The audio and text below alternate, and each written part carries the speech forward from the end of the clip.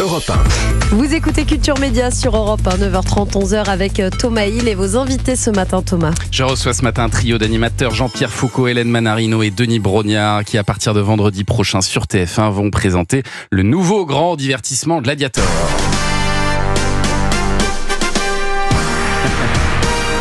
Gladiator, un jeu né aux États-Unis en 1989. Est-ce que vous le connaissiez, Jean-Pierre Foucault, ce jeu ? Bien sûr, nous l'avons même visionné. Ouais. Et c'est un jeu très impressionnant qui a fait son retour il y a peu de temps. Sur la BBC ? Sur la BBC, qui a fait 10 millions de téléspectateurs. Et c'est ça qui a donné l'idée à TF1 de le lancer en France ? Je pense, oui. Parce qu'on se dit, mais pourquoi ça a mis autant de temps à arriver en France ? Non, c'est ce comeback assez impressionnant. Et puis c'est le physique des trois présentateurs français, évidemment. Et effectivement, le concept, il est assez simple. Vous l'avez dit tout à l'heure, des gens ordinaires vont affronter des personnes aux capacités physiques extraordinaires.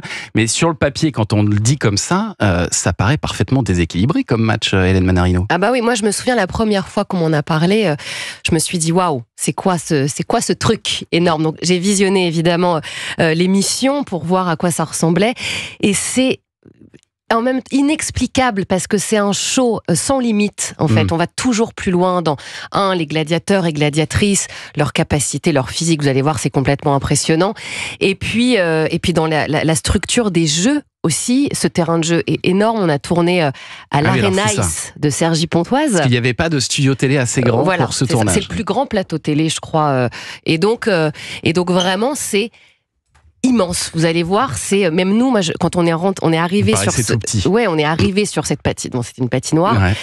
Et vraiment, on s'est dit, waouh, c'est quoi la musique à fond, les lumières, et puis Goliath, 130 kilos qui passe, bonjour. On se dit, c'est quoi ça ? Ça, c'était Jean-Pierre qui passait à ce moment-là. Voilà, on a compris que c'était Jean-Pierre. Il y a des gens qui passent leur temps à façonner, à fabriquer leur corps, et il y a d'autres personnes qui ont un travail traditionnel et qui sont passionnés de sport. Donc, il n'empêche qu'ils arrivent à se confronter. Ils ont quand même les chances de gagner. Le but du jeu, c'est quand même aussi, il faut bien le dire, les gladiateurs, ils sont là pour mettre en valeur les challengers, parce qu'à l'arrivée, ce sont eux qui doivent marquer un maximum de points, ce sont eux qui doivent réussir les performances les plus pertinentes face aux gladiateurs pour se retrouver face à face entre challengers pour espérer l'emporter. Il y a 50 000 € à la clé. Exactement. Oui, c'est ça. Pour un homme et une femme. Le casque d'or. Et le casque d'or. Et le casque d'or, bien sûr. Il y a une parité parfaite dans les gladiateurs et gladiatrices et les challengers et challengeuses aussi.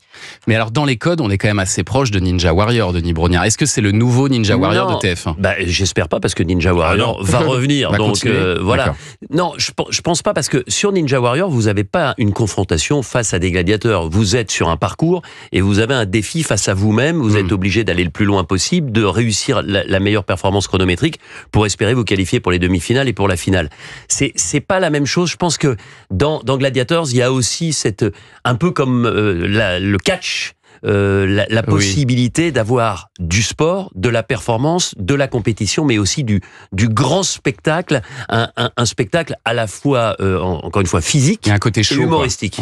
Humour et dérision. Que Jean-Pierre, alors il faut savoir quand même que Jean-Pierre est très très drôle. Alors on le savait, mais là vous allez voir quand même le niveau d'humour. Et puis on les accompagne aussi, parce que Denis le rappelait, les challengers et challengeuses, ils sont là pour un dépassement, un but, dépassement de soi, toutes ces valeurs du sport. Un défi, on les accompagne aussi là-dedans. Et alors je peux vous dire, moi ça marche direct. Moi j'ai testé sur mes enfants hier soir, quelques minutes, ils ont adoré, ne serait-ce parce que le nom des gladiateurs, Fury, Viking, Titane, Tank, voilà, c'est pas Michel et Bernard, quoi. Et ça vraiment, ni Jean-Pierre, ils sont très impressionnants. Oui, c'est ça. Et ils sont même, j'imagine, Titane, c'est le surnom de Jean-Pierre. Jean-Pierre, bien sûr, dans le métier on l'appelle comme ça. Ils doivent être impressionnants quand vous les avez à vos côtés aussi, quand ils arrivent à côté de vous, parce que vous débriefez après. C'est-à-dire qu'on se sent tout petit. Tout petit, et surtout quand il vous serre la main, vous avez compris qu'il vous appréciait énormément. Et la main et les phalanges aussi. Il y a de la puissance, quoi. Énormément de puissance. Ils sont dans leur rôle, c'est-à-dire que c'est la puissance aussi de Gladiators.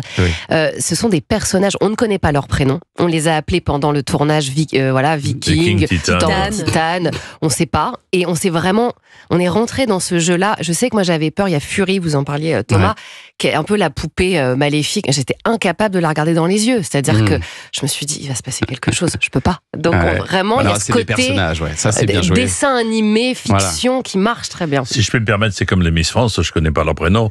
Alsace, Nord-Pas-de-Calais, Bretagne, Provence, Côte d'Azur. Et alors, il faut expliquer qu'en fait, Hélène et Jean-Pierre, vous êtes en bas de l'arène des gladiateurs pour dialoguer avec les participants, tandis que Denis Brognard, vous êtes en hauteur. Survol. Et vous faites les commentaires des épreuves. Alors, si c'était dans mon contrat, je ne voulais pas être à côté de Jean-Pierre Foucault. Oui, voilà. Mais si on a un petit peu l'œil, on sent que vous n'avez pas forcément enregistré tout ça au même moment, mais c'est pas gênant, ça marche très très bien.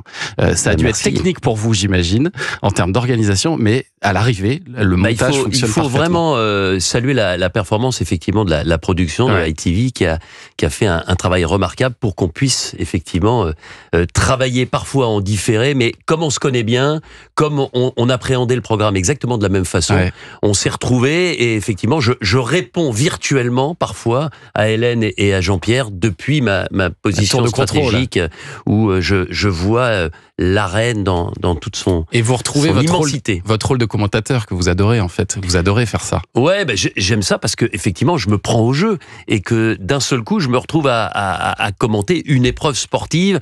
Et puis il faut bien le dire, on n'est pas jamais du côté des gladiateurs. On est toujours du côté des challengers et on n'a qu'une seule envie, c'est qu'ils aillent le plus loin possible et qu'ils soient les plus performants possibles. Et vous le disiez, il y a aussi ce côté un peu humoristique dans le programme. Jean-Pierre Foucault, ça a dû vous rappeler un peu vos années Interville, non ? Incontestablement. C'est Interville sans les vachettes, en fait. C'est Interville sans les vachettes. Interville qui va revenir d'ailleurs sans les vachettes bientôt. C'est Interville sans les vachettes et c'est une compétition assez extraordinaire. Tout le monde y prend part. Le public est déchaîné. Chaque challenger a son public. Il y a des carrés de public qui défendent un tel et un tel. Et puis chaque gladiateur également a son public qui vient pour le soutenir. Non, c'est une véritable compète. Jean-Luc disait tout à l'heure, il évoquait le fait que vous ne souhaitiez plus faire trop de télévision et vous avez été convaincu là quand même de revenir. Quand TF1 me l'a proposé, je me suis dit tiens, qu'est-ce qui se passe ? Ils trouvent personne. Voilà. Et puis ensuite j'ai regardé le jeu et j'ai vu que notre complémentarité était assez sympathique entre Denis, Hélène et moi. Et donc j'ai accepté. Oui, j'ai accepté. On peut revenir sur des décisions qu'on a prises. Est-ce qu'on peut dire clairement qu'ils ont été influencés par le fait que vous avez fait une semaine brillante à Europe 1 et que je crois que c'est parti de là. Voilà, ils ont retrouvé votre numéro. Tout est parti de là. Et quand ils ont su que j'allais faire toute l'année prochaine, alors ils ont dit. À partir du 6 janvier. Voilà, à partir du 6 janvier. T'étais pas au courant, Thomas. Bonnes vacances, Thomas. Merci. Bonnes grandes vacances. Plus longues vacances que ce que je pensais. Gladiateur, ça commence donc la semaine prochaine, vendredi 27 décembre à 21h10 sur TF1.